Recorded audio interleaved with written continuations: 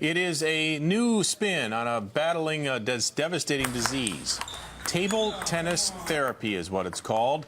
Very few sports work the brain, researchers will tell you, as much as the game of ping pong. CBS 13's Tony Lopez serves up the details as we find out if playing ping pong can really reduce your risk of getting Alzheimer's disease.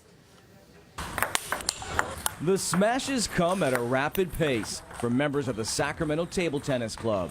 But even when they miss their mark, they're right on target when it comes to taking part in an activity that experts say forces our brains to work a little harder, reducing our risk of getting dementia or Alzheimer's disease. All of this happening at once increases the oxygen, increases the eye-hand coordination, and helps the brain create these pathways.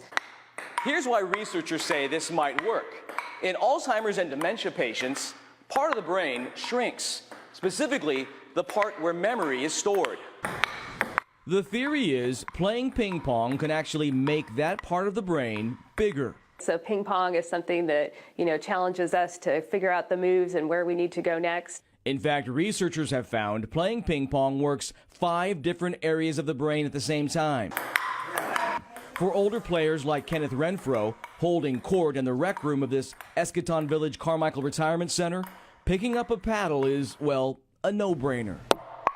Absolutely. I think that's one of the benefits of ping pong specifically, and also just keeping active generally.